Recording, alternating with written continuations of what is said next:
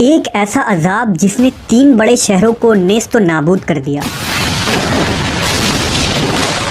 اس عذاب کے دوران ایسا کیا ہوا کہ ایک عورت پتھر کے مجسمے میں تبدیل ہو گئی؟ وہ عورت کون تھی اور اس نے ایسا کیا گناہ کیا تھا کہ قیامت تک کے لیے لوگوں کے لیے عبرت کی نشان بن گئی؟ اس ویڈیو میں ہم حضرت لوط کی بیوی کے پتھر بننے کے عبرتناک واقعے کو جانیں گے۔ قوم لوط تاریخ کی ایک ایسی قوم ہے جنہوں نے گناہ کا ایک نیا طریقہ ایجاد کیا تھا، یعنی اس قوم کے مرد مردوں سے جنسی تعلقات بنایا کرتے تھے اور اپنی خواہش پوری کرتے، لہٰذا اللہ تعالیٰ نے انہیں اس گناہ عظیم کو چھوڑ کر صحیح راہ پر لانے کے لیے اپنے پیغمبر حضرت لوط علیہ السلام کو ان علاقوں میں مبعوث فرمایا جسے تاریخ میں سدوم کہا جاتا ہے۔ حضرت لوط نے اپنی قوم کو اللہ کے عذاب سے ڈرایا اور بہت سمجھایا کہ یہ بدفعلی اور ایک عظیم گناہ ہے۔ اللہ نے تمہارے لیے عورتوں کو پیدا فرمایا ہے، لہٰذا اپنی خواہشات کو حلال طریقے سے پوری کرو اور اس گندگی سے توبہ کر لو۔ لیکن ان کی قوم نے حضرت لوط کے دعوت کو ٹھکرا دیا اور یہ کہہ دیا کہ اگر تمہارا رب ہم پر عذاب لانے والا ہے تو ہم تیار ہیں، تم اپنے رب سے عذاب کا مطالبہ کر دو۔ لہٰذا عنقریب اللہ کا عذاب ان پر قہر بن کر نازل ہونے والا تھا۔ ہوا یوں کہ اللہ نے 3 فرشتے انسانی شکل میں سدوم کی طرف روانہ کیے، جو حضرت لوط علیہ السلام کے گھر آئے اور یہ درخواست کی کہ ہم مسافر ہیں اور آج رات آپ کے گھر ٹھہرنا چاہتے ہیں۔ حضرت لوط پریشان ہوئے کیونکہ اگر ان مسافروں کو سدوم کا کوئی شخص دیکھ لیتا تو وہ ان خوبصورت جوانوں کو پکڑ لیتا، کیونکہ یہ بدکار قوم سدوم سے گزرنے والے مسافروں کو بھی نہیں چھوڑتے تھے، اور اگر کوئی راہگیر اس علاقے سے گزرتا تو وہ انہیں پکڑ کر ان سے جبراً بدفعلی کیا کرتے تھے۔ لوط علیہ السلام جانتے تھے کہ ان مہمانوں کو سدوم کے لوگوں سے بچانا بہت مشکل ہے، اس کے باوجود آپ نے ان نوجوانوں کو اپنے گھر میں پناہ دی۔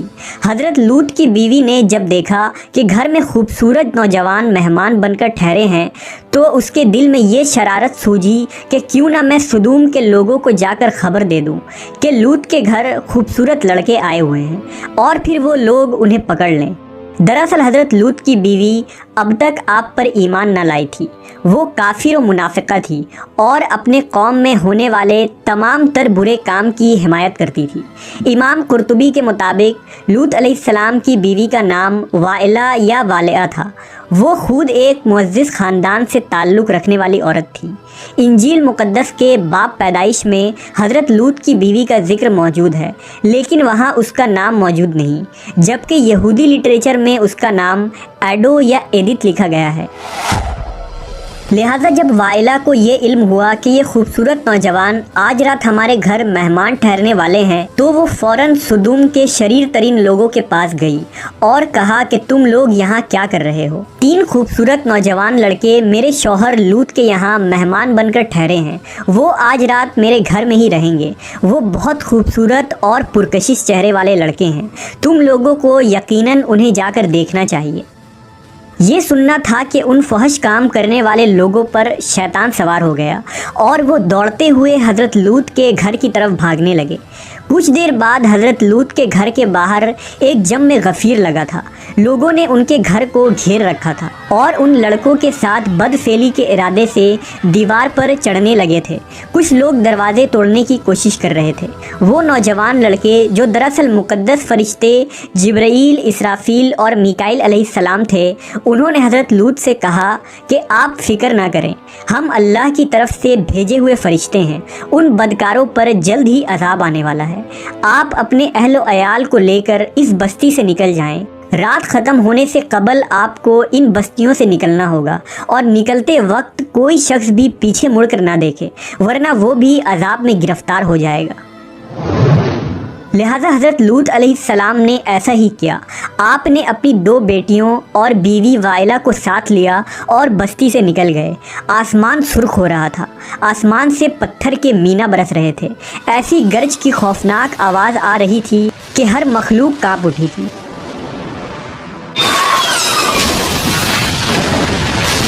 اس دوران حضرت لوط اپنی بیوی، بیٹیوں اور ان فرشتوں کے ساتھ جلدی جلدی قدم بڑھا رہے تھے اور چلتے وقت ان کی نظریں غضب الہی کے ڈر سے نیچے جھکی ہوئی تھی۔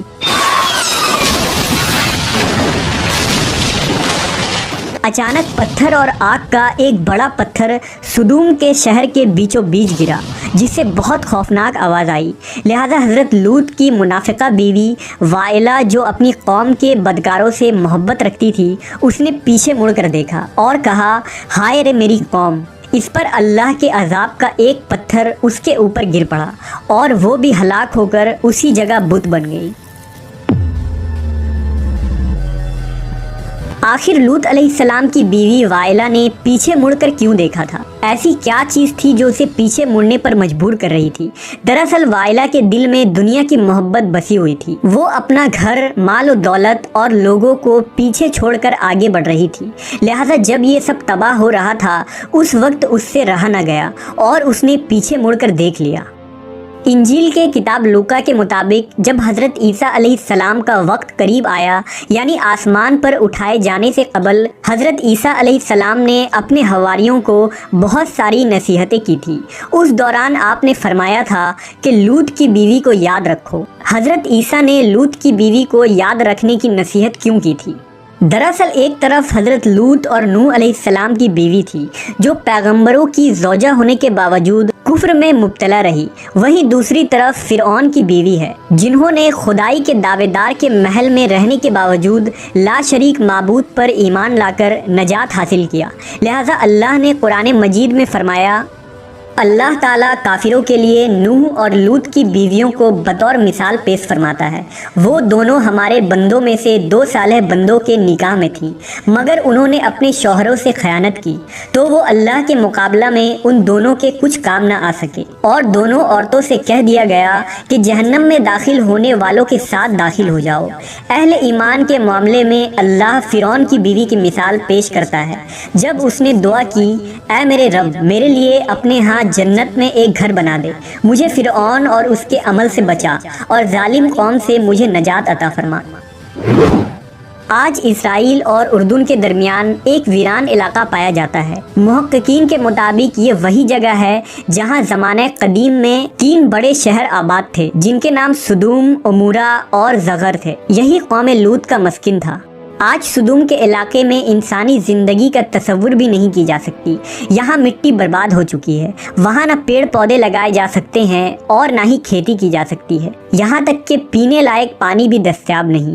کچھ سال پہلے اسرائیلی ریسرچر نے بحر مردار کے پاس ایک لمبے پتھر کا کھمبا دریافت کیا، جو دیکھنے میں تقریباً ایک انسان کی طرح لگتا ہے۔ دراصل یہ لوط علیہ السلام کی بیوی وائلہ کا مجسمہ ہے۔ یہ مجسمہ آج اردن کے ماؤنٹ سودوم نامی اس پہاڑی پر موجود ہے، جو نہ صرف ایک حیران کن ستون ہے بلکہ دنیا کے ہر شخص کے لیے نشان عبرت ہے۔ حضرت لوط کی بیوی کے اس واقعے میں ہمارے لیے ایک عظیم پیغام ہے۔ دراصل آج ہمیں خود ہمارا محاسبہ کرنا چاہیے کہ کیا ہم واقعی اللہ پر مضبوطی سے ایمان رکھنے والے اور اس کے احکام پر عمل پیرا ہیں؟ کیا ہم کہیں حضرت لوط کی بیوی جیسے تو نہیں، جو سب کچھ جاننے کے باوجود خدا سے دور ہیں؟ وائلہ کو یہ پتا تھا کہ وہ مہمان خدا کے فرشتے ہیں اور یہ عذاب خدائے برحق کی طرف سے ہے، اس کے باوجود وہ اپنے دل سے دنیا کی محبت کو نہ نکال سکی اور اس کا انجام یہ ہوا کہ وہ ایک پتھر بن گئی۔ کہیں ایسا تو نہیں کہ ہم ظاہری طور پر مسلمان ہو لیکن ہمارا دل خدا سے دور ہو گیا ہو؟